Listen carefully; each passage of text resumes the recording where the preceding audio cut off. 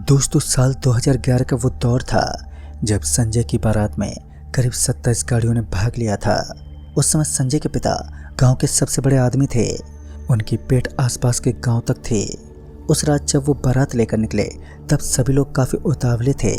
सभी के अंदर आनंद का भरमार था, लेकिन उनको क्या मालूम था कि जल्दी उनके ऊपर काले बादलों का साया मंडराने वाला है। एक बस जिसका नंबर 2714 था, वो सबसे आगे चल रहे थे और उस बस की स्पीड बाकी बसों से ठीक ठाक थी, जिस वजह से वो बाकी गाड़ियों से दूरी बना चुकी थी। राजघाट नामक एक गांव के पास पहुंचते ही आगे से रास्ते को बंद किया गया था, जिस वजह से उन्हें काफ़ी इंतजार करना पड़ा। लेकिन उसके बावजूद भी रास्ता नहीं खुल पाया। बस के अंदर बैठे सभी लोगों के बीच हड़कंप मच गई। काफ़ी देर तक तो वो सभी लोग रास्ते का खुलने का इंतजार करने लगे, लेकिन ऐसा नहीं हुआ और सभी गाड़ियाँ एक एक करके बस के पीछे खड़ी हो गईं। बस का ड्राइवर काफ़ी देर तक यूं ही इंतज़ार करता रहा, लेकिन सब समय बर्बाद हो गया, क्योंकि उस रास्ते के खुलने का कोई चारा नहीं था, जिस कारण अब मुझे दूसरा रास्ता देखना पड़ा। वैसे तो ये एक शॉर्टकट रास्ता था, लेकिन जब इसे बंद ही कर दिया गया था तो बारात को पहुंचने में वक्त भी लगने वाला था। फिर क्या था, उन्होंने अपनी गाड़ी को वापस घुमा लिया और बस नंबर 2714 इस टाइम सबसे पीछे थी और बाकी गाड़ियां उससे काफ़ी आगे चल रही थी। बस के भीतर कुछ शराबी लोग मौजूद थे, जिस वजह से बस को एक छोटे से ढाबे पर रुकवाया गया। करीब आधे घंटे के बाद बस को एक बार फिर स्टार्ट किया गया। इंजन स्टार्ट होते ही बस को एक नई ऊर्जा मिली, क्योंकि बस के अंदर लगभग आदमी ही मौजूद थे जो सब नशा करते थे। सभी ने अपने गले में शराब गटक ली थी, जिस वजह से अब उन्हें आखिर कौन रोक सकता था। एक बार फिर बस अपनी अच्छी खासी रफ्तार के साथ आगे की तरफ बढ़ने लगी। रफ्तार के साथ भागती हुई बस के सामने अचानक ही किसी ने अपना हाथ दिखाया। जब ड्राइवर ने ठीक से देखा तो उसने पाया कि ये तो कोई लड़की थी। तभी ड्राइवर के बगल में बैठा आदमी बोला, अरे यार, क्या गजब आइटम है। लेकिन समझ में नहीं आ रहा था कि इतनी रात भर ये इस वीरान इलाके में क्या कर रही है। इस समय ड्राइवर के दिमाग ने भी काम नहीं किया और उसने बस को रोक लिया। बस के लोगों ने उस लड़की को जल्दी से बस में चढ़ने को कहा। जब उस लड़की की दशा देखी तो उसने पाया कि उसके बाल बिखरे हुए थे। वो डरी सहमी चुपचाप बस के कोने में बैठ गई। काफ़ी लोगों ने उससे बातचीत करने की कोशिश की, लेकिन उसने किसी को कुछ नहीं बताया। उसकी दशा बयां कर रही थी कि वो किसी बड़े खतरे से निकल कर आई है। बस के ड्राइवर मोहनलाल ने कहा, अरे मैडम जी, आप चिंता ना करें, हमें विस्तार से सब बताओ, हम आपके साथ हैं। लेकिन उस औरत की जुबान से अभी भी कोई शब्द नहीं निकला। सभी ने उसे नज़रअंदाज कर दिया और कुछ देर तक आराम देने का सोचा। करीब 15 मिनट बीत जाने के बाद बस के अंदर मौजूद यात्री लोगों ने शोर मचाना शुरू कर दिया कि वो लड़की बस से गायब हो चुकी है।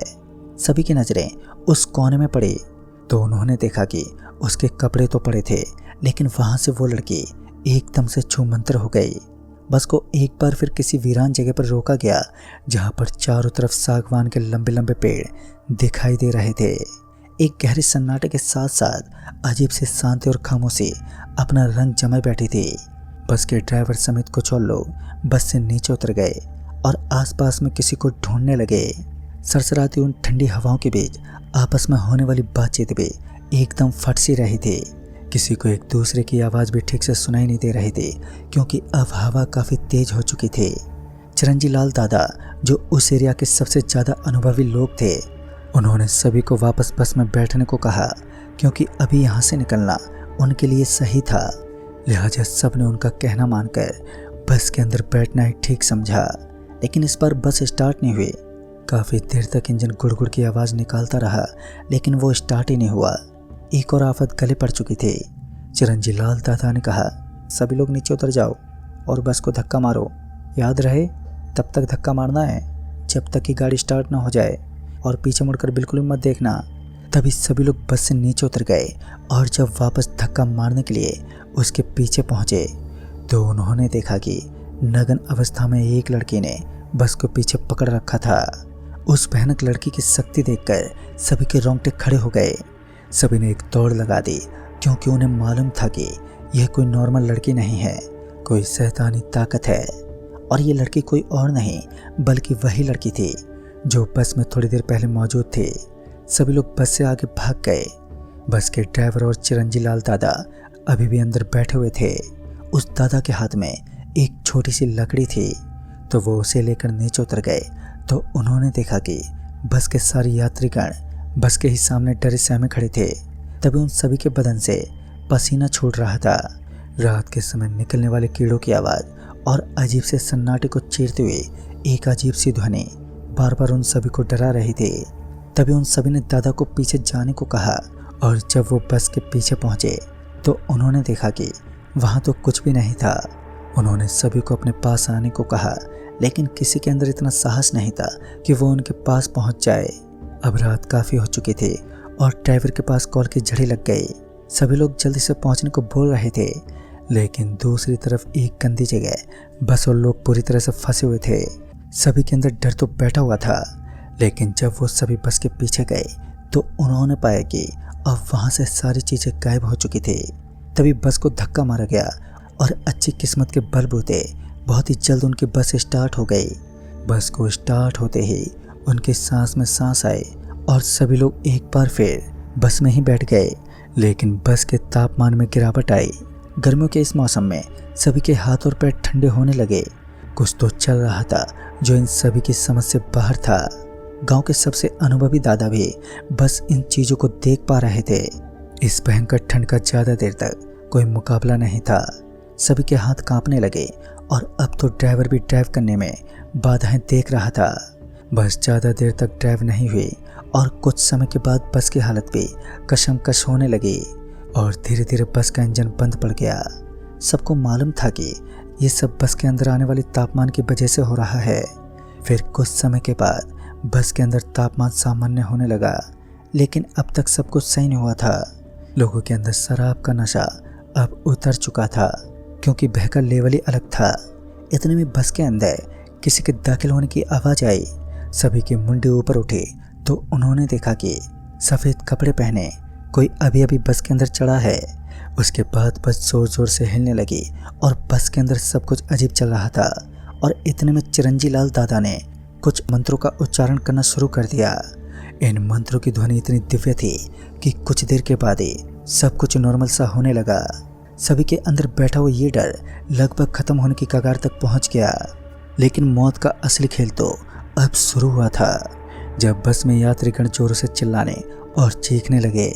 दर्द के मारे उन सभी के अंदर खून की नदी सी बहने लगी थी। बस के अंदर जिन छोटे मोटे लाइट की वजह से रोशनी नजर आ रही थी, वो अचानक ही टूट टूट कर नीचे गिर गई। सब कुछ अचानक अंधेरे में तब्दील हो गया और सभी इधर से उधर बिखरने लगे। कयामत का ये दौर अभी तो सिर्फ शुरू हुआ था। डर और खौफ सभी के रोम रोम में लोगों के अंदर जगह बनाती थी। चिरंजी लाल दादा अभी भी समस्या के सॉल्यूशन में जुटे हुए थे। इतने में उनके अगल बगल से एक आवाज़ आई, कृपया यात्रीगण ध्यान दें, ये बस मौत के कुएं में जाने वाली है। जितनी जल्दी हो सके सभी लोग नीचे उतर जाएं, अन्यथा मौत आपका इंतजार कर रही होगी। बस के ड्राइवर ने जब इतना सुना तो उसने फाटक को लात मार दी और वो तुरंत ही नीचे कूद गया। उसके साथ ही कुछ लोग ऐसे थे जो होशियारी दिखाते हुए तुरंत ही नीचे कूद गए। लेकिन चिरंजी लाल दादा अभी भी बस में बैठे हुए थे और उन्होंने सभी को बस से नीचे उतरने के खातिर मना कर दिया, क्योंकि वो काफ़ी अच्छे से जानते थे कि बस लोहे का साधन है और भूत प्रेत जैसी शक्तियों की ताकत लोहे के सामने नतमस्तक हो जाती है। जिस वजह से उन्होंने बस से नीचे उतरने के लिए अपने आप के साथ साथ सारे लोगों को वहीं बस में रोक रखा था। लेकिन जो उस बस से नीचे उतरे थे वो अपनी मौत को गले लगा बैठे। बाहर से इतनी तेज दर्द से कराहने की आवाज़ें आ रही थी कि कोई भी बस से नीचे नहीं उतर सका। लगभग 20 मिनट तक इन दर्द भरी आवाज़ों से वो पूरा का पूरा इलाका गूंज रहा था। लेकिन जैसे माहौल शांत हुआ तो वहाँ किसी दूसरी गाड़ी की हेडलाइट नज़र आने लगी और इस हेडलाइट को देखते ही सभी की जान में जान आई। बस में बैठे सभी लोग इस हेडलाइट को देखकर एक नई जिंदगी की उम्मीद लगा बैठे थे। लेकिन अब इस शादी को मौत की बारात कहा जाए तो भी कम नहीं है। जब उस बस के बगल में एक और बस आकर रुकी तब उस बस के अंदर मौजूद यात्रीगण जल्दी से उतरे और दूसरी बस के अंदर चढ़ गए। तब जाकर उनकी सांस में सांस आई।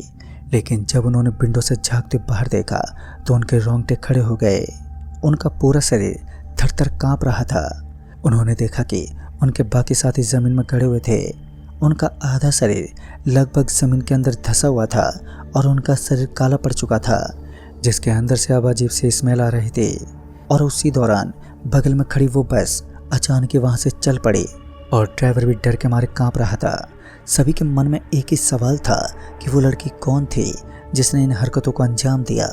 सभी लोग अपना मायूस चेहरा लेकर जब उस बारात में पहुंचे तब तक लोगों में दुख का पहाड़ टूट चुका था। हालांकि अच्छी बात तो ये थी कि शादी में फेरे हो चुके थे, लेकिन इस असामान्य घटना ने गांव जैसी बिरादरी में तबाही मचा दी। लोग औरत की सच्चाई जानना चाहते थे जो अपने कपड़े उतारे बस को थाम कर खड़ी थी। सालों पहले की बात है जब इसी रोड पर एक बस बारात की तरफ लौट रही थी, तब भी कुछ ऐसा ही हुआ था। कहते हैं कुछ समय पहले कपल की एक जोड़ी ने वहां पर सुसाइड कर लिया था। घर वाले उनकी शादी के लिए राजी नहीं थे और थकार कर उन्होंने अपनी मौत को गले लगाना ही सही समझा। कहते हैं उस दिन के बाद उस आदमी को तो मोक्ष मिल गया, लेकिन कुछ समय और के लिए आज भी उस लड़की की रूह वहीं पर भटकती है जो खून की प्यासी है। दोस्तों, इस खूनी बारात के बाद कोई भी उस रोड से नहीं गुजरता। डर का ये किस्सा आज भी काफ़ी मशहूर है और काफ़ी साल बीतने के बाद भी इस घटना को एक सीख माना जाता है और उस रास्ते को पूरी तरीके से ब्लॉक कर दिया गया है। तो दोस्तों, इस कहानी में बस इतना है। तब तक के लिए बाय एंड टेक केयर।